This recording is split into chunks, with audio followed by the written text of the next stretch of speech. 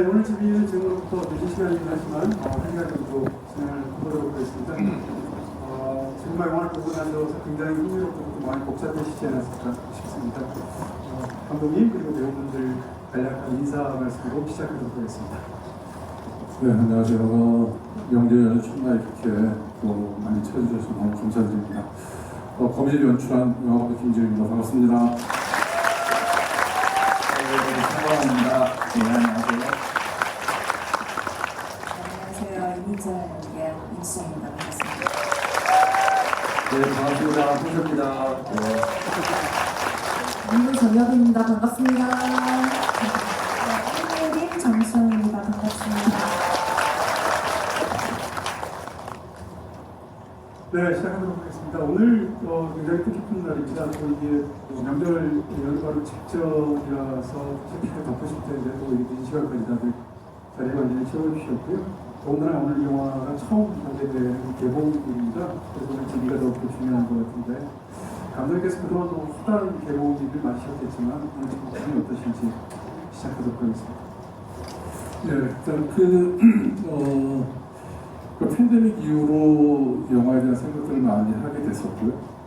그래서 이제 그 이후로 이제 처음 만든 영화고, 이제 그 사이에 이제 관객 영화 산업의 어떤 지표들도 많이 바뀌고, 관객분들의 성향도 많이 바뀌고, 그래서 이번에 만든 영화가 이제 그 새로운 새로운 세계 같은 느낌이 들었어요. 새로운 세상에 엇고려 거라는 생각이 들었고. 그래서 그런 의미에서 그 이후에 첫 영화가 거미집이겠는데, 네, 관객분들의 어떻게 보셨는지 제일 궁금하고요. 네, 아무쪼록 하여튼 그 새로운 영화, 한국에서 새로운 재미와 새로운 그런 즐거움을 주려고 했는데 되게 궁금합니다. 어떻게 봐주셨는지. 사실 김지훈 감독님하고 가장 안 어울리는 단어가 있다면 제 생각엔 안주 보니까라고 했습니다. 사실은 김지훈 감독님의 작품 세계는 정말 그 다채로운 세계를 여러분들이 그동안 지난 20여 년간 즐겨보신 것 같고요.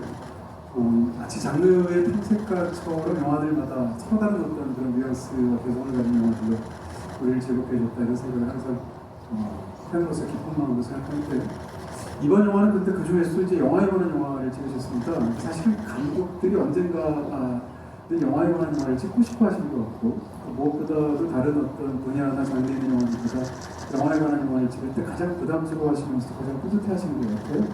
그런 측면에서 이 거미집을 임하셨던 감독님의 마음이 어떠신지 그리고 또 완성하신 지금의 심정은 어떠신지요? 일단 제가 영화에 관한 영화를 만들 거라는 생각은 못했었고요. 근데 가끔 그런 생각을 해요. 이 영화 현장에서 되게 이제 재밌는 일이나 또는 어떤 감정을 많이 건드리는 어떤 상황이거나 또는 감동받은 때도 있었고 정말 절망하고 괴로울 때도 있었고 이런 여러 이제 감정들이 있잖아요. 그래서 만약에 영화에 대한 얘기를 하면은 이런 것들을 집어보면 재밌겠다 이런 생각을 갖고 있었죠. 근데 이렇게 거미집이라는 영화를 통해서 영화 얘기를 하게 될 줄 몰랐고, 근데 그게 좀 전에 말씀드렸던 것처럼 팬데믹 이후에 영화가 저는 정말 이대로 사라지는 건가? 이게 영화 시대의 끝인가? 이런 불안과 두려움을 많이 가졌던 것 같아요. 근데 중간에 사실은 사람들이 일을 하다 보면 자기가 사랑해서 했던 것이지만 환멸도 오잖아요. 그런 것도 겪다가 이 거미집을 하면서 내가 처음에 영화를 사랑했었을 때 했던 감정들 또 그때 했었던 질문들 이런 것들이 다시 저한테 새롭게 왔던 그런 계기가 됐던 영화였던 것 같아요. 그래서 내가 중간에 어떤 환멸도 있었고 지치기도 하고 또 의심도 많이 가했지만 정말 영화를 사랑하는 사람이었고 굉장히 한때 그리고 그런 그 사랑의 마음, 영화에 대한 사랑에 대한 마음을 이 거미집에 담을 수 있어서 너무 좋았고 그리고 무엇보다도 이 배우들의 미친 듯한 앙상블 연기를 영화 안에서 보여줄 수 있어서 너무 좋았습니다. 네. 송강호 배우님께 좀 여쭤보고 싶습니다. 사실 이제 우리 바로 직전에 사실 지난주에 제가 송강호 배우님 만나서 인터뷰할 기회가 있었고 그래서 이제 제가 출연하는 어떤 채널에 이제 업로드가 돼서 1시간 전에 올라왔는데요. 그걸 홍보하려는 거 아닙니다.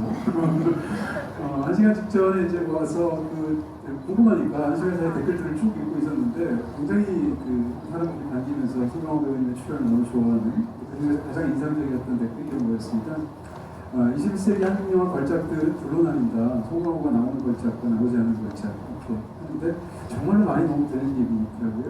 흡사한 좋은 영화들 우리 팬들에게 그동안 오랜 세월 선사하셨는데요. 제가 여쭤보고 싶은 건 매 영화를 만날 때마다 항상 뭐 설레시겠지만 이 영화만의 어떤 이 다른 점이 있었다거나 이 영화를 새로 하시게 되면서 어떤 느꼈던 매력적인 포인트가 있었다면 어떤 것이었을까요? 예, 저도 이제 개인적으로 올해 한 27년째 영화를 하게 되더라고요. 홍상수 감독의 돼지가 우물에 빠진다고 이제 반역으로 출연한 게 첫 데뷔작인데, 그게 이제 95년도 찍고 96년도 초에 개봉하고 곧바로 하반기 때 이제 이창호 감독님의 조롱도 촬영했으니까 한 27년이에요. 27년 동안 뭐 훌륭한 감독님도 운이 좋아가지고 훌륭한 감독님들과 훌륭한 동료 배우들과 같이 이렇게 작품을 쭉 해오다 보니까 좀 이렇게 늘 뭐 어떤 배우든 다 마찬가지겠지만 뭔가 관객들에게 팬들에게 좀 더 영화적인 어떤 뭐라고 해야 되나요? 뭐 새롭다, 뭐 신선하다 이런 걸 뛰어넘은 영화적인 모습의 어떤 작품과 어떤 배우로서의 어떤 노력하는 어떤 모습들을 보여주고 싶은 게 이제 쭉 견지가 되어 왔던 것 같습니다. 그러던 차에 이 거미집이라는 뭐 김지훈 감독님과 훌륭한 배우들하고 같이 그 의도이지만 좀 관객들에게 좀 정말 영화관에서 여러분들 지금 오늘 보셨어야 되겠지만 뭐 영화가 좋다 나쁘다 이런 걸 떠나가지고 뭔가 영화인으로서 늘 좀 살아있는 작품, 살아있는 어떤 모습들을 이렇게 보여줄 수 있다는 것이 이번에 거미집에서의 어떤 의의랄까 좀 의미가 좀 남다른 것 같아요. 네. 사실은 이전에 이제 영화 총으로의 임수정 팬클럽이 있다 이런 소문이 있었습니다. 감독들로 이루어져 있고 주요 멤버는 이제 김지훈, 박찬욱, 허진호 이런 사람들이 있다 이런 등등의 이야기들이 저희들이 최동원 감독 비슷하고 응원해 주시네요. 임수정 배우님을 생각하면 떠오르는 굉장히 많은 영화들이 있는데 그 중에 한 편이 바로 김지훈과 만나서 했었던 장화홍련입니다. 그때 그 영화가 나온 게 2003년도이고 2003년도는 사실 한국 영화가 지난 20-30년간 가장 빛났던 그런 해가 아닌가 싶습니다. 정말 훌륭한 영화들도 많은데 그중에 장화홍련도 있었고요. 임수정 배우님의 필모에서 굉장히 중요한 작품일 텐데 20년 만에 이렇게 다시 한번 김지훈 감독님과 중요한 영화에서 만나셨어요. 어떤 느낌이셨습니까? 다 마치 지금 현재 상황에서. 장화홍련은 정말 저한테는 어떻게 보면 배우 지금의 제가 있게 만들어준 영화가 사실 장화홍련이거든요. 그리고 신인 배우로서 또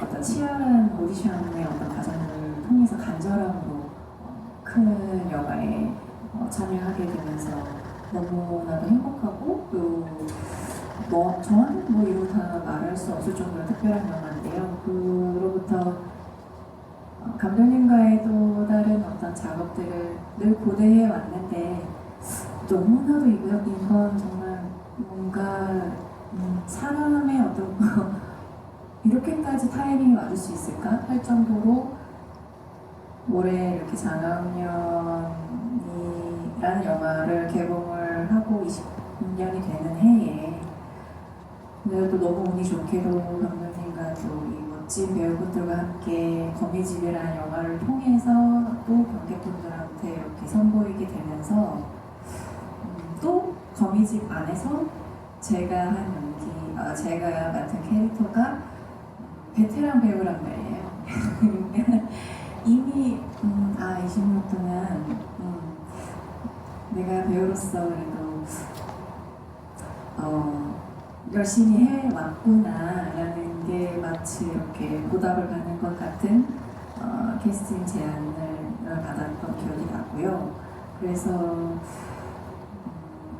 그 어느 때보다도 사실 영광이었어요. 그래서 이번 작업이 저에게는 또 다른 하나의 또 새로운 챕터의 시작 같은 느낌이고요. 또 항상 감사하게 생각하는 점은 김주영 감독님과의 작업을 통해서 저는 배우로서 새로운 얼굴을 매번 또 새로운 얼굴을 찾아지는 어떤 특별한 기회를 만나게 되는 것 같아요. 그래서 이민자를 연기를 하면서 지금까지는 임수정 배우를 생각하면 떠오르지 않았던 연기 어떤 톤이라든지 또 이미지 아니면 근육들, 얼굴 근육들, 또 목소리 이런 모든 것들을 보여드릴 수 있어서 저한테는 진짜 새로운 또 다른 의미의 새로운 시작이 될 것 같습니다. 네, 이번에 정수정 배우님께 질문드리도록 하겠습니다. 사실 이 영화는 오늘 참석하지 못하신 장영남 배우님이나 또는 이제 박성수 배우님 포함해서 정말 대라선 같은 너무 뛰어난 연기들을 지목해 주신 배우들이 정말 많은데 상대적으로 이제 영화에서 연기하신 이런 분이 적은 편이시잖아요. 그럼에도 불구하고 이제 영화를 보고 놀랐던 굉장히 많은 포인트 중에 하나가 정수정 배우님의 연기가 일부감이 전혀 없어서 사실 굉장히 놀랐고요. 연기를 하시면서 어떻게 보면 주눅이 드실 수도 있는 상황일 텐데 이런 함께했던 배우들과 했던 경험이 어떠셨는지 한번 여쭤봅니다. 저는 그냥 캐스팅이 이제 됐을 때부터 그리고 리딩 단계부터 그냥 긴장의 연속이었던 것 같아요. 이제 제가 말씀 주셨다시피 영화 경력이 별로 없다 보니까 사실 영화 현장이 어떻게 다른지도 사실 잘 모르고 뭔가 미숙한 부분들이 많았기 때문에 잘 채워서 가야겠다는 생각을 많이 하고 연습도 많이 하고 준비 많이 하면서 이제 현장에 갔는데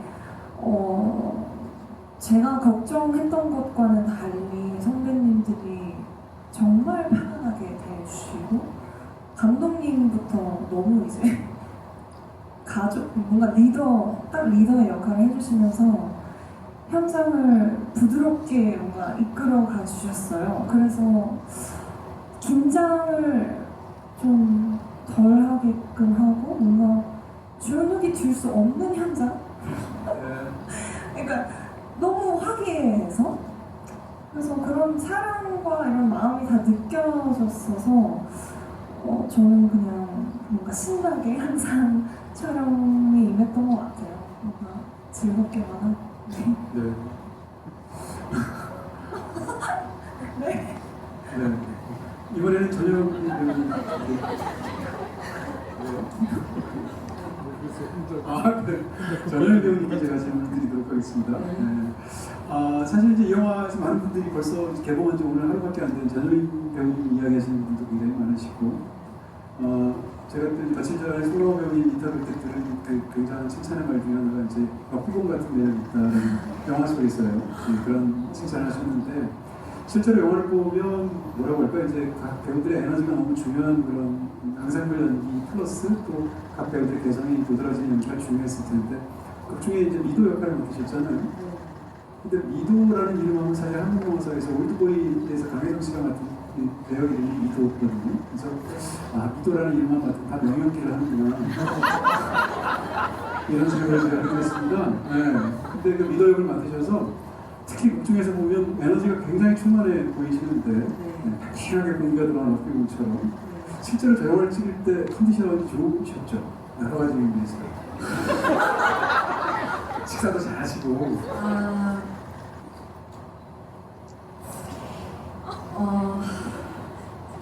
솔직하게 말해서는 저희 신체적인 컨디션이 정말 좋지 않은 상황이었고요. 네네. 일단 너의 시간 속으로라는 시리즈를 병행하고 있던 때라 제 마음과 의지와는 다르게 제 신체가 받쳐주지 못해서 사실 신체적으로 굉장히 괴로워하는 상황이었어요. 그래서 저한테는 좀 과제 같은 느낌이 들기도 해서 내가 이토록 사랑하고 싶고 너무나 존경하는 선배님들, 좋아하는 사람을 만나게 된 장소에서 정말 이 정도밖에 기량을 못 내는 몸 컨디션을 갖고 있다는 것 자체를 너무 좀 자책도 하고 슬퍼했어요. 되게 슬퍼했는데 그게 아무것도 아니게끔 내가 갖고 있는 지금의 상태를 한계를 벗어날 수 있도록 그리고 좀 이렇게 그 자체가 어떤 나의 한계점이라면 그거를 좀 뛰어넘게 하고 싶어하는 지는 그 껍질을 깨부시고 싶어지는 현장이었어요. 근데 그럴 수밖에 없었던 것이 너무나 훌륭한 감독님이 계셨고요. 너무 제가 사랑하고 존경에 맞이하는 우리 송강호 선배님과 수정 언니 그리고 정세 오빠 여기 또 우리 크리스탈 수정이 그리고 영남 언니 그리고 정수 선생님 그분들의 눈과 이 현장의 에너지를 보면 그냥 제가 완전히 고갈되어 있다고 생각하던 그 모든 힘이 끌어올려지는 현장이었어요. 그래서 이 연기라는 것은 정말로 혼자 하는 것이 아니구나. 내가 어떤 상대를 만났을 때 도저히 내가 상상하지 못한 에너지와 기량이 이렇게 나올 수 있는 거구나. 그래서 이 현장이라는 것은 참으로 놀랍고 신비로운 일이구나. 그래서 만약에 저의 미도가 굉장히 에너지틱했다면 그것은 제 능력으로 한 게 하나도 없어요. 정말로 저는 강호 선배님 눈에 대롱대롱 매달려 있었고요. 그리고 정말 감독님이 제게 주시는 믿음과 신뢰 그냥 그 모든 것을 흡수했기 때문에 할 수 있었던 거예요. 그래서 제 힘으로 한 것은 단 하나도 없었음을 시인합니다. 네. 아니 지금 너무 멋진 말씀해 주셔서 이 청룡영화상 여우주연상 지금 말씀하신 거 그대로 제목으로 뽑으면 정말 좋겠다. 눈에 대롱대롱 매달려 있다는 진짜 정말 멋진 표현이네요. 오정세 배우님께 질문 드리겠습니다. 다 제가 너무 좋아하지만 오정세 배우님 연기 진짜 좋아하고 사실은 모두가 좋아하는 그 코믹한 모습도 좋아하지만 정반대의 나는 나를 해고하지 않는다 같은 데서 나왔던 모습도 제가 너무 좋아하는데 일단 그 오정세 배우님이 이 영화 속에 맡은 배우 이름이 강호세입니다. 근데 여기 나머지 사람들이 등장하는 그 극중 인물들의 다른 이름에 비해서 호세라는 이름이 유달리 튀어 보이고요. 그 다음에 가만히 생각을 해봤더니 그동안 우리에게 즐거움을 주었던 오정세 씨가 맡았던 그 배우 이름들이 다 특이할 때 우리를 정말 선사받던 기억이 있습니다. 뭐 테드 창이라거나 아니면 그 스윙 댄스 같은 데 나왔던 병삼이라거나 거기서도 이제 사랑꾼으로 나오잖아요. 이 영화에서 그럴 때. 배역을 딱 이렇게 제안을 받으시면 당연히 뭐 신곡이나 아니면 얘기를 들으실 거고 각본도 보시겠지만 배역 이름도 보실 텐데 강호세라는 이름 그리고 또 이런 배역을 맡으셨을 때 기분 어떠셨는지. 처음에는 헷갈렸었어요. 이름이. 송강호세 호세 강호 뭐 내가 호세 강호 싶게서 약간 헷갈렸고 이름은 사실 그 정도 에피소드가 있고 첫 이제 인물을 받았을 때는 이 호세라는 인물이 김 감독이 만들고 싶어하는 걸작에 걸림돌이 되는 여러 인물들 중에 한 사람으로 생각을 했는데 어떤 식으로 걸림돌이 됐어야지 이 영화가 좀 어울릴까. 처음에는 조금 밉상으로 접근도 해놨었어요. 그러니까 관객들이 마음을 안 주는 쟤만 나오면 답답하네. 그런 류의 어떤 걸림돌을 생각해봤는데 계속 고민하다 보니까 이 영화 전체 톤이랑은 조금 지금의 호세랑 조금 더 어울리지 않다는 생각을 했고 그러면 기본적으로 이 친구는 두 여자를 사랑하지만 그런 걸림돌이지만 그래도 관객이 조금은 마음을 열고 같이 갈 수 있는 사람이었으면 좋겠다. 그 중간에 조금 크지 않지만 좀 영화적으로 귀여운 어떤 혼남도 있었으면 좋겠고 나름대로의 큰 참여나 깨우침은 아니지만 그런 것도 조금 있었으면 좋겠고 해서 이제 짧지만 이렇게 감독한테 두 수정이 액션씬 할 때 싸우는 액션씬에서 죽어있는 호세가 머리를 맞잖아요. 그것도 나름의 조금 이런 식으로라도 조금 더 혼났으면 좋겠다라고 이렇게 말씀을 드려서 감독님이 그것도 이제 구현을 해주시고 그런 식으로 조금 호세를 좀 마음을 얹을 수 있는 인물로 그려 나가기 시작했습니다. 네. 감독님 그 호세라는 이름은 어떻게 그러고 보니까 정세 플러스 강호라는 호세가 되네요. 그 생각이 들기도 하고. 어떤 적이 있었어요. 네, 원동에 있던 거. 그래서 얼핏 들으면 또 호색 같기도 하고요. 그런 거? 근데 그 정재 씨가 네. 또 캐스팅에서 되게 제가 오정세 씨가 하라고 한 이름인 것 같다는 생각이 많이 들었어요. 네, 감독님 질문 드리겠습니다. 사실 이제 이 영화는 한 영화 안에 너무 많은 그 다양한 요소들이 구조적으로 들어있어서 굉장히 흥미롭게 보게 되는 지점이 있는데요. 일단 영화 자체를 일단 흑백과 컬러로 나누셨고 영화 속 영화와 영화 바깥 영화가 있지 않습니까? 그러면 이제 두 영화의 각각 부분을 어떻게 해야겠다는 어떤 연출적인 부분에서 핵심이 있었을 텐데 극중국은 어떻게 만들고 싶으셨고 바깥의 이야기는 어떻게 하고 싶으셨습니까?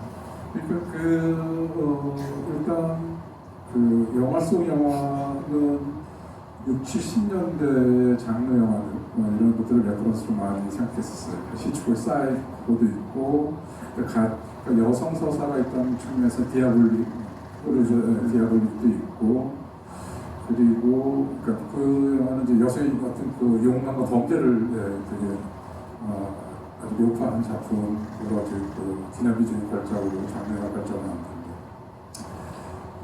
그래서 이제 그런 레퍼런스로 가져가면서 그 풋백의 질감을 그 최대한 끌어올리려고 했었고 그래서 이제 이 영화가 처음에는 이제 영화 속에서 김열 감독이 처음에 찍었던 것들이 이제 자기의 어떤 치정벨러처럼 아주 전형적인 클리셰한 인물들이나 그런 영상이 나오고 있었는데 그런 자기류의 영화들을 계속 반복하는 거에 대한 어떤 그 비평도 많이 들었고 자기도 그러면서 탈피하고 싶었고 이러면서 이제 여성의 욕망을 적극적으로 다른 그 영화로 바꿔야 되겠다 생각하면서 이제 흑백의 질감을 더 강조한 어떤 그런 영화들 그런 레퍼런스로 이제 삼았었고 그리고 이제 그 화면비도 1.66대 1로 해서 이제 우리가 이런 한국 그 상업 영화 중에 이제 이런 화면비가 있는지 잘 모르겠는데 그것도 이제 고전 클래식에 대한 어떤 오마주 같은 그런 그리고 또 그런 무드를 이제 만들기 위해서 이제 그렇게 갔었고 그래서 현실의 영화를 보다 보면은 어느 순간 중국 영화로 이렇게 계속 이렇게 궁금해지게 만드는 어떤 그런 전략이 되게 필요했었고 그렇게 갔었고요. 그리고 현실에서 이렇게 우당탕탕 정말 어떤 일대 대소동이 일어나고 정말 답이 없는 사람들의 모임 같은 그런 어떤 집합체 같은 현실은 그렇지만 그런 현실에서 이렇게 농밀하고 밀도 높은 어떤 영화를 만들어간다는 어떤 그 영화의 안과 다, 속과 다, 뭐 이런 얘기를 좀 하고 싶었어요. 그래서 예를 들어 프랑스 가스 같은 경우도 이 사람들이 이렇게 우당탕탕하면서 영화를 소동을 벌이면서 영화를 만들지만은 이 한 장면을 찍기 위해서 이러한 어떠한 어떤 혼신의 어떠한 것들을 보여줘야 된다. 그래서 정말 그 메가톤급 에너지와 영혼을 쏟아내야지 겨우 정말 깃털 만큼의 어떤 그런 완성도와 또 감동을 줄 수 있는 것 이런 것들을 좀 얘기하고 싶었던 부분들이 있었어요. 그 연장 현상에서 여쭤보고 싶습니다. 만약에 이 영화를 굳이 이제 장르로 표현한다면 뭐 블랙 코미디로 이야기할 수 있을 것 같은데 그럼에도 불구하고 영화를 보면서 굉장히 놀란 것 중에 하나는 이 영화 속의 감정 속에 이렇게 기본적으로 뭐 슬랩스틱 뒷골을 굉장히 재밌게 만들어주는 김지훈 감독님 특히 유머가 있는데 그 못지않게 이 영화에는 굉장히 어떤 면에서 미스테리컬하게 치명적인 부분도 있고요. 어떤 장면은 그 영화의 그 극중극의 마지막 장면처럼 굉장히 막 공포 영화의 대기스러운 그런 장면이 등장하기도 하고 어떤 장면은 굉장히 염세적으로 느끼는 그런 장면들도 있습니다. 그래서 이 영화에 담겨져 있는 특히 이제 김열이라는 인물을 중심으로 보게 되면 감정이 묘일하지 않고 한 가지로 느껴지지가 않는데 이렇게 이 영화에 어떻게 보면 그냥 한바탕의 소극처럼 보이는 사실은 어떻게 생각하면 트리포의 촬영장을 모델로 해서 만든 아메리카의 밤처럼 그렇게 떠들썩하게 다들 영화를 엉망진창으로 찍는 것 같았지만 결국 다들 행복한 결말로 끝났다. 이게 일반적으로 영화에 관한 영화인데 이 영화는 전혀 그렇게 결말을 지어지지 않습니다. 그런 부분에서 이 영화에 담겨있는 어떤 기본적인 감정에 대한 생각을 좀 여쭤보고 싶습니다. 사실은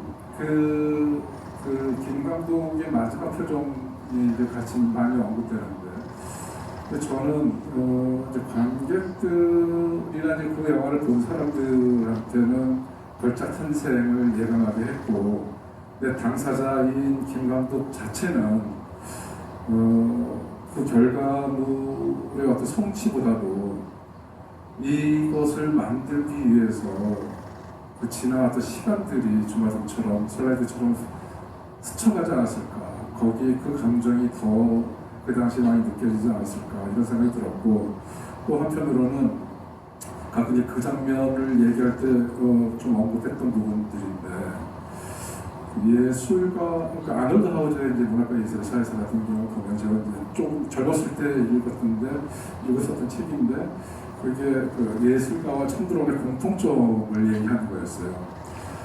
예술가는 그 창부처럼 자기가 가지고 있는 테크닉을 총동원해서 고객을 황홀한 상태의 그런 경계에 빠뜨리고, 그 자신은 가장 멀리 냉담하게 떨어져 있는 존재가 아닌가 이런 얘기를 하는데, 저는 그때 그 기절을 읽었을 때 되게 동감했었고, 그게 예술가의 초성 같은 생각이 들었었고, 그게 김열 감독이 그 당시에 느꼈던 어떠한 그 감정들 아닌가 이런 생각들을 하게 됐던 것 같아요. 또 영화를 보신 많은 분들이 궁금해하실 것이기도 하고, 저도 궁금한 점이 좀 너무 관객께서 말씀해 주셨는데, 좀 사실 뒤에 여쭤보려고 했는데 너무 중요한 질문이라서 나와서 역시 연달아서 그럼 이번에는 정강호 배우님께 여쭤보게 됩니다. 이런 지비가 참 좋은 게 영화를 다 보셨기 때문에 우리가 정말 마지막 장면까지 다 얘기할 수 있다는 것일 거고요. 살인의 추억이라는 2003년도에 나왔던 또 다른 훌륭한 영화에서의 마지막 장면이 사실은 우리가 화면에 응시하는 송강호 배우님의 얼굴로 우리는 사실 그 영화에 대한 인상을 기억하게 되는 건데요. 마찬가지로 이 영화도 끝나는 장면에서의 굉장히 묘한 극중의 김열의 표정으로 끝나게 됩니다. 근데 그 살인의 추억하고 달리 이 영화는 그 배경이 되는 나머지 인물들은 다 해피한 상태이고, 다들 기립박수를 치면서 이 감독님이 와 드디어 이런 생각을 하고 있는데, 이 사람만 굉장히 복잡한 표정을 짓고 있으면 영화가 끝납니다. 그래서 결국 저 표정을 생각하게 되는 것이 이 영화 전체를 생각하는 그런 관객의 마음이 되게 되는데, 더군다나 배우 연기하시는 분은 어떠셨을까라는 생각이 들어서 감독님이 그런 깊은 뜻을 이렇게 좀 일찍 알았더라면, 하우저 얘기 안 하셨어요? 네. 이렇게 심오한, 저는 글쎄요, 사실 뭐 영화 보셔서 아시겠지만 다 욕망들의 어떤 덩어리들이죠. 어떻게 보면은 김 감독도 욕망, 그러니까 자기가 원하는 어떤 삶과 어떤 결과를 얻기 위해서 이 소동에 휘말리는 어떤 시초가 되고, 이제 배우로 나오시는 이 많은 분들도 작은 욕망이든 어찌됐건 큰 욕망이든 거기서 욕망의 어떤 카르텔이 이제 형성이 돼서 거기서 그래서 저는 그러니까 인간의 욕망, 예술가의 욕망이라는 것이 그게 해답이 있나 이런 생각이 들고, 해답이 있더라도 계속 그것이 연속적이고 연장이 되고 끊임없이 가는 것이 인간사고 또 예술가의 어떤 길이 아닌가, 이런 나름 해석을 통해 가지고 연기를 했던 것 같은데, 진짜 얘기를 좀 해주시지. 그러면 제가 좀 더 다른 더 훌륭한 표정을 지었기 때문에 지금 이런 질문이 나오는 것 같아요. 그런데 이건 뭐 해석, 여러분들은 어떻게 보셨을지 모르겠습니다만 다 해석이 다 정답이에요. 네, 어떤 분들의 어떤 누가 정답이 없어요. 보신 분들이 받아들이는 것이 다 정답이 아닐까라는 생각. 네, 다음 질문을 또 드리도록 하겠습니다. 오정세 배우님한테 질문을 드리고 싶은데요. 지금 드리고 싶은 질문이 너무 많아서 막 제 머리 생각 속에서 막 튀어나오려는 걸 지금 순서를 정하느라고 힘듭니다. 오정세 배우님이 이제 극장에서 사실 이 영화에서 가장 웃기고 재밌어 하시는 제목이 아마 펄 벗고 나오신 장면이 아닌가 싶은 생각이 드는데요. 근데 그 장면에서 이제 본인 자체는 또 이제 촬영 현장에서 굉장히 천연덕스럽고, 또 뒤에는 또 이제 칼 꽂혀서 나오는 장면도 있지 않습니까? 그런 상태에서 등장하게 되는데, 오정수 배우님 많은 분들이 좋아하시기도 하고 저도 너무 좋아하는 남자 사용 설명서 보면 거기서도 헐벗으시면 관객들이 좋아하시거든요. 근데 아무리 그렇게 관객들이 좋아하기로 누가 봐도 재밌는 장면임에도 불구하고 배우는 또 그 장면을 연기할 때 마음이 굉장히 다를 수도 있을 것이고요. 이 영화에서 봉사하시면서 했던 그 장면을 찍으실 때의 그 배우의 어떤 생각, 그 당시에 하셨던 어떤 상황 이런 걸 좀 듣고 싶습니다. 그 씬을 찍기 전날 밤 제 방에서의 제 모습이 떠오르네요. 그냥 멍하니 앉아 있었고요. 어떻게 해야 되나 사실은 그러니까 쉽지 않은 어떤 환경이고 연기인데 근데 배우가 불편해하고 호세가 불편해하면 그 씬 자체가 불편한 감정으로 남아있을 수 있다는 생각이 들기 때문에 호세는 그게 아무렇지도 않은 감정이었다고 저는 생각을 했고 창피한 것도 모르고 그냥 이게 지금 감독이 시킨 대로 빨리 해야 되는 상황만 가장 머릿속 위에 있기 때문에 거기에 그냥 충실을 하려고 했던 것 같아요. 네. 호세라는 인물은 사실 그쪽에서 베테랑 배우이고 스타임에도 불구하고 사실은 영화 속에 연기하는 것보다는 영화 바깥에서의 그 유인과의 관계나 이쪽에 좀 더 신경이 가 있는 그런 인물이 좀 보이는데요. 예. 네. 영화 속에서 호세라는 인물을 어떻게 파악을 하시면서 연기하셨는지 궁금합니다. 저는 이제 두 여자를 사랑하는 한 남자가 기본 이제 시작인데 제가 라이어라는 공연을 예전에 했었었는데요. 그 라이어라는 공연이 지금 저희 그 당시에 비슷하게 한 사람이 바람을 피면서 두 여자를 사랑하면서 계속 거짓말을 쌓여가지고 벌어지는 어떤 소동으로 이루어지는 공연인데 그게 재밌다 보니까 그런 에피소드들이 재밌는 게 쌓여가지고 재밌는 연극 소동극으로 되어 있을 때 제가 이제 공연 들어갔을 때 그 연출하신 초연 연출님이 오셔서 지금 연극도 너무 좋지만 본인이 처음에 원작을 읽었을 때는 다른 기종으로 시작했던 연극이었다. 그냥 거짓말을 하면서 벌어지는 어떤 소동극이 아니라 진심으로 두 여자를 사랑하는 한 남자의 고뇌로부터 시작되는 어떤 이야기 전개였었거든요. 그래서 저희는 그 라이어라는 좀 재미있는 연극을 연습할 때 이제 감정적으로 가지 마, 떠나지 마, 정말 막 감정적으로 막 울면서 연습을 하고 그 위에 어떤 코미디를 쌓는 연습을 했던 경험이 있어서 저한테는 조금 호세를 그런 결로 좀 접근을 했던 것 같아요. 그러니까 보는 사람들은 어떤 두 가지의 잘못된 사랑이라고 착각하는 어떤 감정이지만 이 호세는 진심으로 내도 사랑하고 근데 진심으로 내도 사랑하는 한 인물로 좀 단추를 끼우면 어떨까라는 생각으로 접근했던 것 같습니다. 네, 그 강한 진심이 두 개일 뿐인 사람인 거죠. 네. 이번에 전여빈 배우님께 또 여쭤보고 싶습니다. 저는 사실 이제 그 배우들의 이제 저 연기를 모르는 그런 문외한 입장에서 볼 때 굉장히 인상적으로 보는 연기 중에 하나가 노래 못하는 연기 이런 거 볼 때 굉장히 잘 보거든요. 왜냐하면 대부분 사람들이 노래를 잘할 텐데 그중에서 노래 못하는 거를 연기하는 장면 이런 건데 전여빈 배우님 보면 이 영화에서 연기 못하는 연기를 하고 계시지 않습니까? 연기 못함을 연기하고 계신데요. 그런 장면을 연기할 때는 어떤 건지 저는 굉장히 궁금해지네요.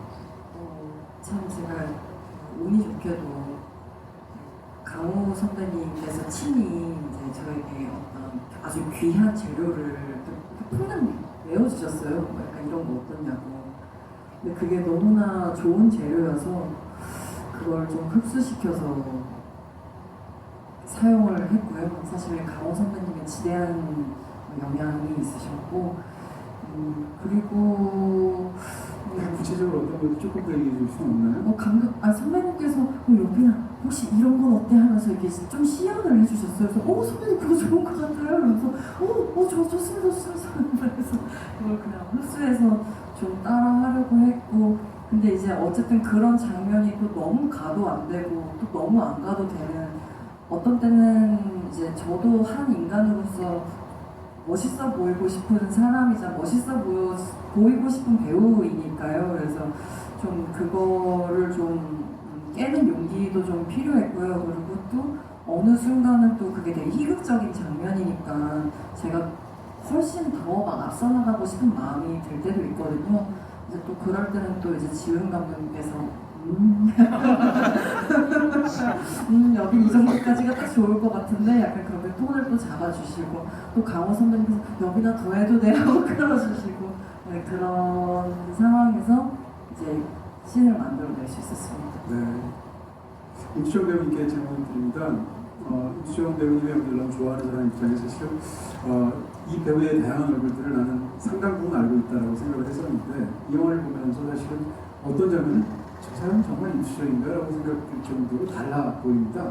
물론 이제 극중에서 극중국의 형태로 많이 나오시고 또 이제 메이크업도 다르고 이런 측면도 있겠습니다만 기본적으로 우리가 한 번도 보지 못했던 임수정의 목소리 그 점이 더 놀라운데요. 그 다음에 또 얼굴 이런 것들을 보여주셔서 굉장히 신선한 느낌이 있었습니다. 물론 이제 70년대 인물이라서 그렇겠지만 이 인물을 연기할 때 생각하셨던 건 어떤 겁니까? 이제 김유아 감독이 바뀌기 전에 시나리오에 이제 이미 촬영이 된 부분에서는 사실 이민자가 그 당시에 어떤 여성상을 그대로 이제 보여주고 있죠. 현모양처적인 어떤 그런 모습, 어떤 자신의 환경에 처해진 상황에 좀 더 순정적인 교양 이제 캐릭터로 보여지다가 바뀌고 난 다음부터는 진짜 순수하게 자신의 욕망을 거침없이 드러내는 캐릭터로 이제 변화가 되는데요. 그러면서 어쩌면 저도 정말 한 번도 해보지 않았던 어떤 그 텐션의 어떤 높이와 높낮이를 그 강도 이런 것들을 저도 연기적으로 확장을 해볼 수 있는 이런 캐릭터를 만났다는 것 자체가 정말 너무 좋다는 생각이 들고요. 배우로서는 사실 안 해봤던 톤이기 때문에 현장에서는 또 그 고도의 어떤 높은 텐션으로 연기를 해야 되는데 매 테이크마다 좀 체력적으로 힘이 들긴 했는데 네, 그리고 그 목도 금방 약간 이제 쉬어지고 그래서 원하던 연기 톤이 막 계속해서 나오지 않고 체력이 고갈됨을 느끼면서 정신이 혼미해져서 약간 마음이 좀 아쉬웠던 적도 있었는데 그래도 너무 다행스러웠던 건요. 이제 함께 같이 그 대부분의 씬을 저는 이제 그 극중의 배우들하고 함께 촬영을 했는데 그래서 조금 서로의 연기를 보면서 좀 어떻게 빌드업을 시킬 수 있었던 것 같아요. 그래서 영향을 많이 주고 받으면서 만들어갔던 거라서 저한테도 좀 너무 새로운 경험이었고 뭐 솔직히 말씀드리면 제 안의 모든 욕망 덩어리들을 다 잘 이렇게 한번 잘 됐다 이렇게 해서 만나게 열심히 담아봐야 되겠다 이렇게 생각해서 정말 즐겁게 했습니다. 우리 정수정 배우님께 질문 드리겠습니다. 이 영화에서 이제 정수정 배우님과 관련돼서 좀 놀란 것 중에 하나가 저는 이제 표면적으로 알고 있는 그 스타로스의 화려한 모습만 기억하고 있다가 영화 속에 등장하는 모습이 굉장히 고전적이라는 데서 이제 무척이나 놀랐습니다. 왜냐하면 아마도 추측컨대 정수정 배우의 큰 이모 정도의 그런 시대가 아닐까 싶을 정도의 그 당시에 당연히 태어나시지도 않으셨을 것 같고요. 그런데 영화에서 등장하는 그 70년대 사람처럼 보이는 그런 느낌이 있고 어떤 그런 이 영화의 어떤 상황과 굉장히 잘 어울린다는 느낌이 있었습니다. 그런 것을 채워하기 위해서 본인이 어떻게 시도하셨다거나 생각하신 부분이 있다면 어떤 걸까요? 아니 원래 그렇게 고전적인 품격을 타고났다 이렇게 얘기하시는 거예요? 1%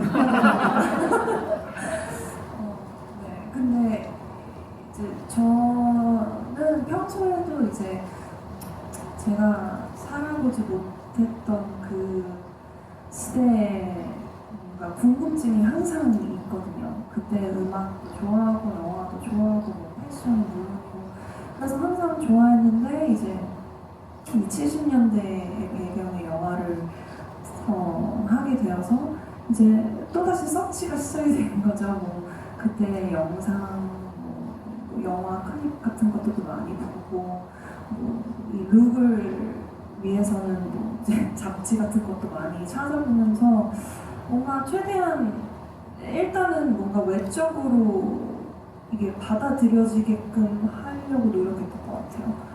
그리고 이제 말투 같은 것도 이제 감독님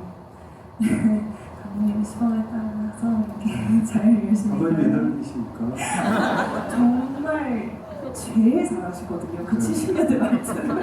그러실 수밖에 없을 거예요. 그래서 그렇게 열심히 준비했습니다. 송강호 배우님께도 질문을 좀 꼭 드리고 싶습니다. 사실 이제 이 영화를 보면서 이제 그 굉장히 재밌고 좀 놀랍기도 한 측면이 이게 시공간이 시기적으로도 한 이틀간에 걸쳐서 제한이 되어 있고 공간적으로 세트안에서 사실상 모든 게 다 있어서 영화가 굉장히 어떻게 보면 약간 관객 입장에서는 정적이고 패소공포증 같은 게 느껴질 수도 있을 것 같은데 전혀 그렇지 않고 인물의 어떤 뭐 동선이나 행동이나 뭐 감정이나 이런 것들 굉장히 활발하게 터뜨리는 그런 영화라서 더 흥미로운 것은 이제 극중에 등장하는 모든 배우들이 다들 어떤 장면에서 다들 악을 쓰고 있고 발산하고 있고 소리를 지르고 있고 대부분 다 원심력으로 연기하는 것 같은 느낌이 있습니다. 그런데 흥미롭게도 이 김연이라는 인물은 극중에서 다른 사람들의 감정적인 것과 정반대로 있는 상태가 굉장히 많은 것처럼 느껴집니다. 다른 배우들은 다 원심력으로 연기해야 되는 상황에서 혼자 구심력으로 연기해야 되는 것 같고 정작 이 인물이 발산하게 되는 건 혼자 있을 때처럼 보이기도 하거든요. 이 영화처럼 떠들썩하고 소극 같은 영화 속에서 영화의 중심을 계속 가져가야 되는 캐릭터로서 연기하실 때 어떤 마음이셨는지 궁금합니다. 우선 김기훈 감독님이 처음에 많이 이렇게 좀 잡아주신 것 같아요. 네. 저도 처음에 이 영화의 어떤 그 중심을 어떻게 잡을까, 그러니까 전체적인 톤을 어떤 느낌으로 그리고 그런 것들이 좀 어렵기도 하고 그래서 개인적으로 뭐 한 두어 번 따로 또 리딩 연습도 하고 그런 과정이 있었는데 아무튼 그런 어떤 많은 이게 지도라고 해야 되나 감독님의 어떤 말씀들이 굉장히 큰 도움이 됐고요. 전체적으로 김열이라는 사람을 통해 가지고 이 공간 그리고 이 우리 모든 캐릭터들의 어떤 입체감들이 돋보여야 되니까 그 입체적인 어떤 그리고 이게 그러다 보니까 자연스럽게 김열이라는 인물의 어떤 다면성이라고 해야 되나요? 그런 것들이 저절로 나오지 않았나 이렇게 생각이 들고 다 이 모든 것은 김지훈 감독님의 어떤 치밀한 설계에 이루어진 것 같아요. 돌이켜 생각해 보면. 네. 네, 저는 이제 한없이 여쭤보고 싶은데 시간이 한정되어 있어서요. 제가 마지막으로 감독님께 질문 두 가지만 드리고 여러분께 짤막한 질문의 시간을 갖도록 하겠습니다. 궁금한 거 생각하셨다가 한 분당 하나씩만 질문해 주셨으면 감사하겠습니다. 죄송합니다. 저는 길게 하고 짧게 하려고 그래서 감독님께 질문 드리고 싶습니다. 영화에 굉장히 중요하게 생각되는 부분들 저로서는 여러 가지 질문 드리고 싶은데 일단 이 영화에서 전체적인 전제가 저한테는 굉장히 이상하고도 흥미롭습니다. 무슨 얘기인가 하면 영화를 통째로 다시 찍고 새로운 영화를 찍으면 걸작을 찍을 수 있다라고 믿는 게 아니라 다 찍은 영화의 결말만 다시 찍으면 걸작이 될 수 있다 라는 이야기이고요. 그 다음에 새로 찍는 것이 아니라 재촬영하는 것이다라는 것이고 그것은 이제 제한된 시간을 사는 것이고 더군다나 그 모든 것에 동력이 되는 것은 영화의 첫 장면을 보면 꿈이 일러준 대로이지 않습니까? 이런 설정들은 사실 굉장히 흥미로워서 이런 독특한 부분들이 들어가서 이 걸작을 만들어야겠다는 사람의 어떤 야망과 집착으로 보게 된 애초에 그 설정의 이유라고 그럴까요? 이런 걸 좀 여쭤보고 싶습니다. 실제로 제 경험상 영화를 만들고 나서 뭐 결과가 그 관객분들한테 결과가 나왔을 때나 아니면 편집이 다 됐을 때나 그러니까 그럴 때까지도 감독은 계속 이게 맞는 건지에 대한 의심이 들어요. 고민이 들고 그래서 예를 들면 지금 거미집 같은 경우에도 엔딩의 모습을 김 감독이 웃었어야 되나 만족한 얼굴 표정을 줘야 됐어나 이런 거에 끊임없이 지금까지도 계속 왔다 갔다 하고요.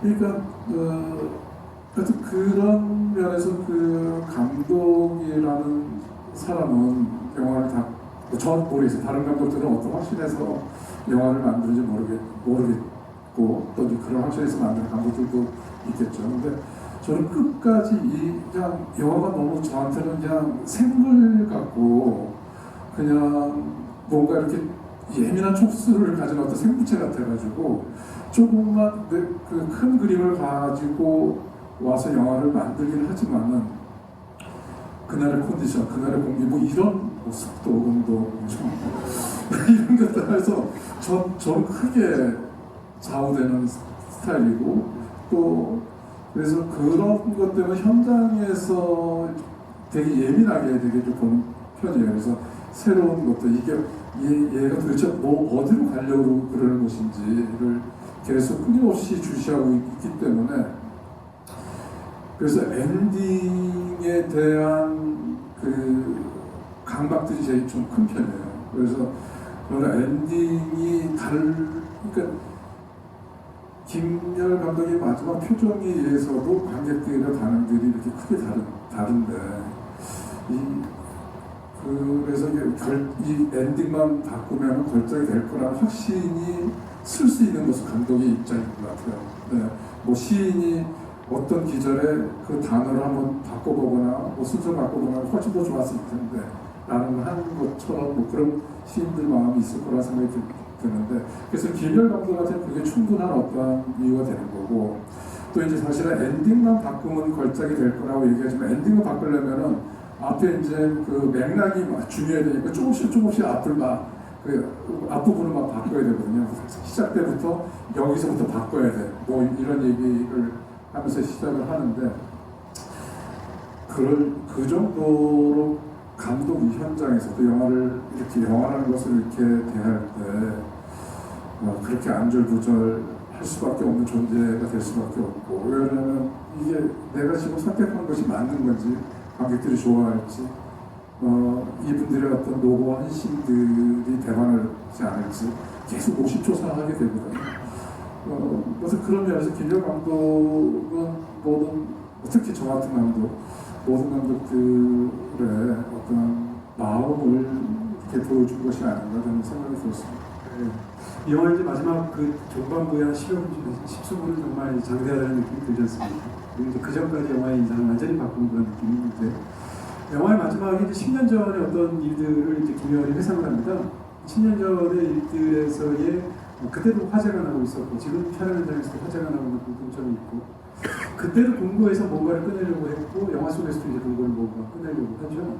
그렇게 본다면 굉장히 묘한 공통점이 있는데 10년 전에 김열이 책상 서랍에서 꺼냈던 다시 말하면 이제 원고 각본을 훔친 거고요. 그 다음에 공고에서는 백 회장이 돈을 꺼내서 훔쳤습니다. 근데 마찬가지로 영화 속 영화인 현재에서는 극중에 이제 유림이라는 인물이 금고에서 꺼낸 게 결과적으로 얘기하면 거미이지 않습니까? 그러니까 결국은 거미에 사로잡히고 마지막에 거미에 서서만 죽음을 겪은 것은 결국 영화적인 그 비유로 본다면 당연히 훔친 각본 아니면 훔친 돈이 되는 건데요. 그런 측면에서 이 영화의 마지막에 거미집에 매달린 모습은 너무나 인상적이고 괴기스럽게 느껴집니다. 여쭤보고 싶은 것은 거기서 이제 제목이 거미집이 아니라면 거미가 나올 거라는 건 상상도 할 수도 없고 어떻게 생각하면 영화 바깥에 텍스트 바깥에서 뭔가가 들어와서 몸이 움직이는 것 같은 느낌이거든요. 왜 거미인지 더군다나 무슨 제목까지 서로 잡으셨고 영화의 가장 압도적인 장면으로 잡으셨습니다. 그런 질문입니다.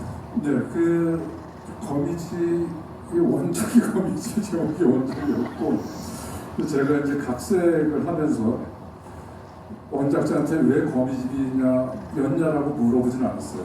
제가 안 바꾸실 것 자체가 그렇죠. 중요한 그래서 이거는 어쨌든 내가 해석을 해야 되고 어떤 재해석도 해야 되고 어떤 재정리를 해야 되는데 그래서 왜 거미집일까를 곰곰이 생각했었고 이게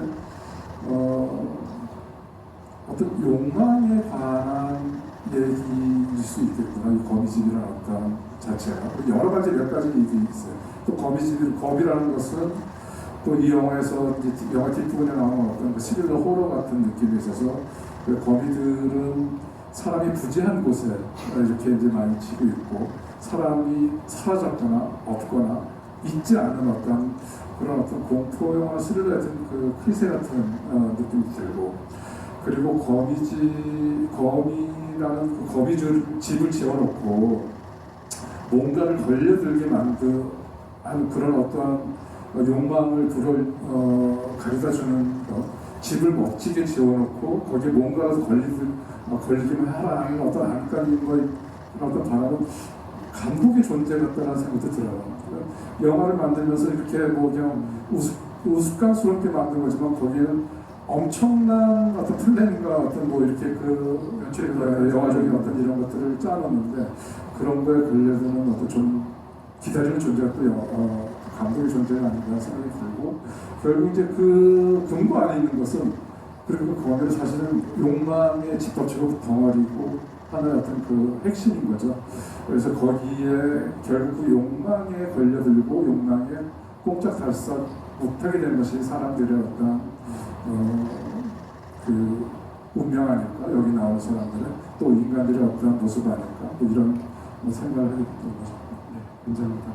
자, 지금부터 여러분께 마이크가 준비가 되어 있고요. 손을 드시면 제가 시작하도록 하겠습니다. 네, 이쪽 끝에 있는 분은 마이크가 어디 있죠 지금? 네, 그 저기 있는 분부터 할까요? 네. 손 계속 들고 계시겠어요? 지금 내리신 분. 네. 네네. 그 더 바깥쪽에 계신 분 먼저 할까요? 네, 잘 봤습니다. 영화관에 오길 잘했다는 생각이 들었고요. 그 궁금한 게 진짜 범인을 쓰셨잖아요, 영화에서. 그 이유가 배우의 진짜 모습을 보여주는 게 중요하다라는 내용이 되게 인상적이었거든요. 그래서 여기 계신 분들 배우신데 그 진짜 모습을 항상 보여주기 위해서 어떤 노력들을 하는지 송강호 배우 여쭤보고 싶습니다. 잘 안 되지만 노력은 하고 있습니다. 글쎄 그 장면이 70년대 초 저도 들은 얘기인데 그때는 뭐 CG나 뭐 이런 게 전혀 안 될 때고 그래서 정말 그 순수한 그 어떤 열정적인 감독님의 예술 고음을 불태우시고 또 정말 생생한 장면을 얻기 위해서 그런 방법도 쓰신 분도 계셨다라는 얘기가 유명하죠. 그리고 뭐 예를 들면 그 전쟁 영화나 이럴 때는 정말 그 공포탄도 없어가지고 진짜 실탄을 쏘면서 액션 씬이나 전쟁 영화를 찍기도 하고 그건 뭐 그런 어떤 산업 자체가 그때는 열정의 어떤 시기였고 지금하고는 다르죠. 근데 뭐 배우들은 영화 속 대사처럼 정말 진정으로 연기하고 싶어하죠. 저도 그렇고 그게 뭐 잘 안 될 부족한 면이 많죠. 대답이 되죠. 열심히 노력하고 있습니다. 네. 네, 또 질문하시는 분 계신가요? 네, 이번에는 이쪽 쪽으로 올까요? 네, 이쪽 라인 계신 분 할까요? 네. 네네네, 거기 계신 분. 반대쪽에 그냥 하시죠. 네. 네, 송강호 배우 하면은 아무래도 많이 생각나는 게 애드립이라고 할 수 있을 것 같은데 이 영화에서 송강호 배우님이 하신 애드립은 무엇이 있을지 개인적으로 궁금했습니다. 좀 오래돼가지고 어떤 애드립을 했는지 모르겠습니다. 이번에는 그렇게 애드립을 많이 하지는 않았던 것 같고요. 예를 들면 한효린 이름을 제가 지어줬다 이런 대사는 그 홍콩 영화 제목을 거기서 힌트를 얻어가지고 한효린 그 국장한테 그런 대사는 열정유린 대사는 제가 그 현장에서 그냥 애드립이라고 해야 되나 그게 대표적이고 여러 장면이 있는데 다 기억 못하겠네요. 열정유림에 좋은 거군요. 열정유림은 제가 그냥 그런 영화도 없었고요. 홍콩 하나를 더 했는데 감독님이 이걸 선택하셨습니다. 또 하나는 그것도 재밌었는데 그것도 얘기하시면 안 되나요? 네? 나머지 하나는 그 뭐죠?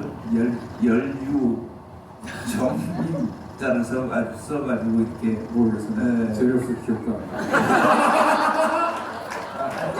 연류라는 한자는 없거든요. 근데 국장을 이제 설득하기 위해서 그렇게 했던 기억이 납니다. 그 열정이 유리면 너무 보고 싶네요. 그런 영화는 없습니다. 그러니까요. 자, 또 질문하실 분 계신가요? 이번에는 이쪽 줄에 맨 뒤에 계신 분입니다. 네, 고민하실까요?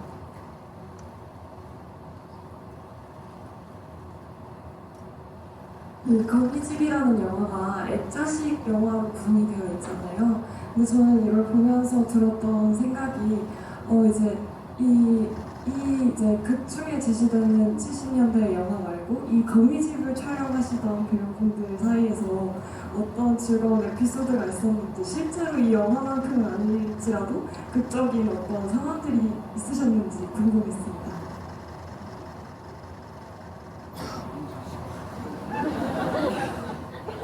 다들 한 분만 보고 계시는데 지금. 극중 극을 찍을 때 재미있었던 에피소드를 봤습니다. 전 개인적으로는 저도 이 영화에서 애드립이 거의 많이 없었는데 기억이 나는 게 그 화재 씬이 일어나고 다 뛰쳐나오는 씬 리허설을 해갖고 저는 유리미를 듣고 나와야 되는데 정말로 처음에 리허설을 하는데 유리미가 어딘지 못 찾겠는 거예요. 어떡하지 하다가 그게 이제 생각나서 다른 스텝을 듣고 나오는 동사님께 감독님께 말씀드렸더니 그걸로 가자 해서 이렇게 만들어졌던 현장에서 만들어졌던 기억이에요. 괴물의 한 장면 같네요. 자기 딸을 데리고 오려고 또다른 딸을 데리고 트인 장면이 괴물의 등장하는데. 또 질문하실 분 계신가요? 이번에 좀 앞쪽으로 가겠습니다. 여기 계시고. 네. 더 앞쪽으로 올까요? 너무 뒤쪽으로 가겠습니다. 손 드시겠습니까? 네. 14년 때 정수정이라고 쓰신 분이라고 말하면 되는데. 그 정수정 배우가 지금 13년째 연기를 하고 있는데 보통 이제 드라마 작품을 많이 했었고 최근에 영화 같은 경우도 좀 소규모 작품을 하다가 이번에 아무래도 대선배님들과 그리고 좋은 감독님과 촬영을 했는데 아무래도 기존의 이제 스케일이 다 비교적 작았던 작품과 이번 작품과 촬영을 하면서 좀 좋았던 점 혹은 불편했던 점 이런 차이점이 있을지 궁금합니다. 저는 13년 연기했다고 할 수는 없을 것 같아요. 지금 데뷔한 지가 이제 14년이 됐는데, 네, 가수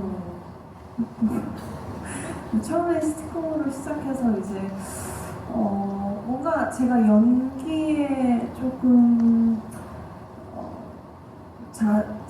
연기를 임하는 자세가 좀 달라지기 시작한 게 이제 사실 얼마 안 된 것 같아요. 한 4, 5년쯤 돼서부터 이제 좀 정식으로 드라마도 좀 많이 찍고 이제 독립영화도 찍으면서 경험을 쌓았는데 이 작품에 들어오게 된 건 저한테 너무 큰 기회고 배울 점이 너무나 많은 현장이니까. 근데 막 이렇게 다른 현장들과 엄청 특별하게 다른 건 사실 잘 몰랐어요.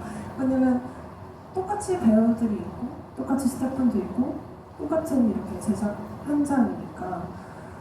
그런데 이제 인물들이 다른 거죠. 뭔가 거기서 오는 에너지들이 조금 달랐던 것 같아요. 거기서 뭔가 좀 더 진짜 베테랑들의 느낌이 나는, 뭔가 더 프로페셔널한 느낌이 나는 그런 걸 좀 느꼈던 것 같아요. 이런 바이블에서. 네. 네, 감사합니다. 또 질문하실 분 계신가요? 앞쪽에 할까요? 여자분? 네. 그 스테인드 글라스 아래에서 그 극중 호세랑 이제 김열 감독이 만나는 장면이 있습니다. 그런데 그 부분에서 이제 강호세가 자기가 잘못했다, 자기 잘못이 크다라고 하는 대사가 있는데, 사실 그 스테인드 글라스가 종교적인 의미가 조금은 있을 것 같은데, 약간 강호세한테는 그 순간의 회개라든지 반성이라든지. 근데 김열 감독이 거기서 호세랑 만나는 거는 혹시 어떤 감독님께서 의도나 의미를 담아 주신 건지 궁금해서 질문드리게 되었습니다. 일단 그 영화라는 세계의 겉과 뒤, 그 세트 안에 촬영되는 그 성당은 데코레이션도 많고 스탠드 글라스 뒤에서 이제 조명을 쏘게 되면서 되게 어떤 아주 성스러운 분위기를 유도하고 또 그런 어떤 장면을 연출하는데 사실 그 뒤로 탁 들어가면 되게 앙상하잖아요. 그러니까 그런 영화의 겉과 속에 대한 어떤 영화계에 대한 얘기를 하고 싶었던 부분도 있고 그리고 사실은 그 세트 뒤에는 그 정말 이렇게 막내 스태프들이 모이는 공간이거든요. 쉬고 담배 피고 또는 뭐 눈치 가면서 잠깐 쉬기도 하고 뭐 또 눈을 붙이기도 하고 근데 그 장소에 그 현장의 최고 위치에 있는 감독과 또 그 탑 배우가 거기 오기라는 적은 거의 없을 거예요. 실제 현장에서는. 그래서 이제 이 두 사람이 쫓겨나고 몰려있는 상황들 그래서 결국 그 한 번도 오지 않았던 항상 그 말단 또는 막내 스태프만 오는 그곳에 이렇게 쪼그려진 상태에서 쫓겨난 두 사람의 어떤 감정들을 좀 보여주고 싶었고 거기서 그 성스러운 공간 뒤에서 뭐 지금 회계라는 말씀드렸는데 그런 어떠한 이미지도 있었던 것도 사실이고 두 사람이 내면적인 어떤 소통을 그런 어떤 가장 협소하고 가장 어둡고 가장 구석진 곳에서 하는 뭐 이런 장면들을 좀 관계와 이런 것들을 좀 연출하고 싶었던 거죠. 네, 질문을 충분히 제가 소화해서 죄송하고요. 저희 1시간이 훌쩍 지나서 예전보다 더 오래 진행됐습니다. 그래서 이제 그만 진행해야 될 것 같고요. 질문하신 분들 다 너무 좋은 질문 주셔서 감사드리고요. 오늘 이 특별한 시간에 특별한 이야기 해주셔서 너무 감사드리고 한 분씩 간단한 인사 말씀드리고 오늘 마치도록 하겠습니다. 네, 그 이동재 평론가 지금 처음 이렇게 배우분이랑 같이 이렇게 지금 처음인데 너무 좀 놀라운 게 좀 많았던 것 같아요. 참여율도 그렇고 질문의 수준도 그렇고 그리고 저희들이 얘기하는 거 하나하나 이렇게 귀담아 들으시는 모습들이 너무 감동스러웠습니다. 저도 이제 이 오늘 받은 감동을 또 다음 작품에서 여러분께 되돌릴 수 있는 그런 감독이 더 되겠고요. 하여튼 뭐 거미집은 새로운 것들, 좀 색다른 것들을 좀 많이 추구하려고 했었고요. 그런 것들에 혹시 좋으셨다면 뭐 많은 더 지지를 부탁드리겠습니다. 오늘 이렇게 끝까지 저희들 얘기 경청해주셔서 대단히 감사합니다. 저는 며칠 전에 이제 이동진 전문가님하고 이제 방송을 녹화를 할 때 이제 그 사무실이라고 합니까? 스튜디오 같은 데서 갔었는데 그때 이제 이동진 전문가님이 그 포스터에 사인을 받으실 때 다른 거는 이제 뭐 그냥 사인만 하면 되는데 여기는 이름을 적어주세요라는 말씀을 하셨어요. 근데 뭐라고 하고 싶은 마음이 있었는데 그게 그때는 생각이 안 났어요. 근데 하고 나서 방송할 때 생각이 나는 거예요. 지금 드리자면은 경이로운 동지님이라는 말을 하고 싶었습니다. 근데 오늘 와보니까 제가 1시간 동안 여러분들 눈빛이나 말씀을 들어보니까 그 경이로움이라는 말씀을 여러분께 돌려드리고 싶습니다. 네, 오늘 정말 경이로웠습니다. 감사합니다. 이 영화는 사실 모든 예술가들이 특히 영화란 무엇인가, 영화는 어떻게 만들어지는 것인가, 좋은 영화는 무엇인가 이런 얘기를 하는 영화라고 생각하는데요. 또 이런 영화를 직접 영화관에 오셔서 스크린에서 영화를 체험하는 지금 이 순간, 근데 그 여러분들과 함께 격이 있는 영화에 대한 대화를 나눌 수 있는 것 또한 영화를 즐기는 모든 것에 포함되어 있는 것 같아요. 그래서 정말 오랜만에 이런 대화를 나누면서 참 많이 그리웠구나 이런 생각도 들었고 또 한 번 관객분들의 대화를 통해서 배우는 점도 또 배우로서 더 있었고요. 앞으로도 더 좋은 이런 순간들을 만나면 좋겠다고 혼자 잠시 설명에 빠졌습니다. 오늘 너무 즐겁게 영화 관람해 주셔서 감사드리고 역시 한국 관객분들이 최고입니다. 감사합니다.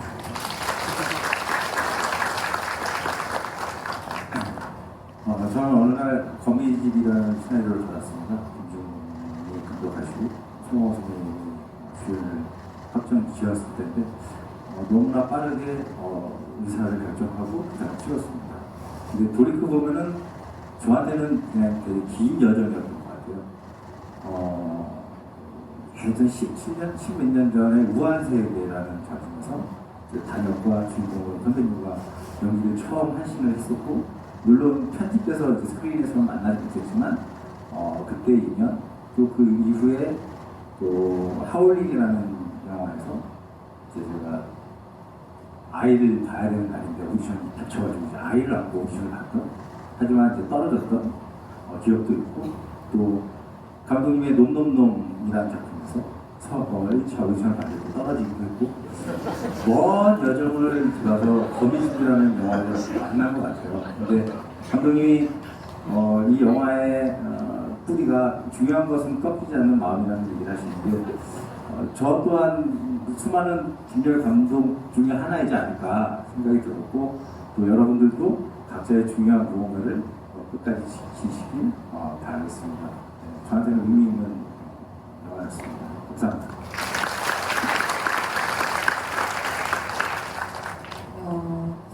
제가 이제 이 거미집을 촬영하고 있을 당시에는 제 안에 되게 많은 회의감과, 그리고 내가 나를 뭔가 믿어주지 못하겠는 마음, 그리고 도저히 나 혼자서는 용기를 낼 수 없는, 내가 완전히 고갈되어 있다고 느끼는 상태였었어요. 근데 그때 제게 지금 당신의 모습이 어여쁘지 못하고 많이 거칠고 좀 못난 모습이더라도 그냥 해나가는 거, 그리고 그 마음과 육신이 너무 무겁고 물에 젖은 손처럼 묵진하게 가라앉았을지라도 그걸 어떻게든 끌고 나가보려고 하는, 그냥 정말 그게 1mm의 걸음이라도 괜찮다고 이야기해주는 현장이었고, 그 말을 전해주는 글이었어요. 그래서 저는 김혜월 감독님이 너무 고마웠고, 노련하지 않지만 무조건적인 믿음으로 달려주는 미도가 너무 고마웠어요. 미도가 되게 저를 일으켜 주었었는데, 거미집이 여러분에게도 그런 동지가 될 수 있는 영화가 되었으면 좋겠다는 소망을 비추어 봅니다. 자리 함께 해주셔서 감사합니다.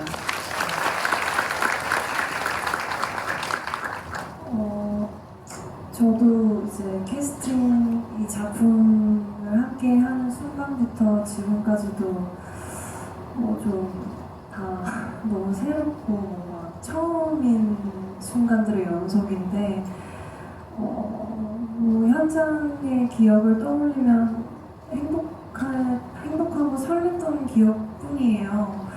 그리고 지금 또한 마찬가지고, 그리고 영화를 사랑하시는 분들과 함께 이렇게 있을 수 있어서 뭔가 설레는 저의 이제 뭔가 여정에 함께 할 수 있어서 정말 좋았던 순간이었습니다. 오늘 와주셔서 감사합니다. 고맙습니다. 감사합니다.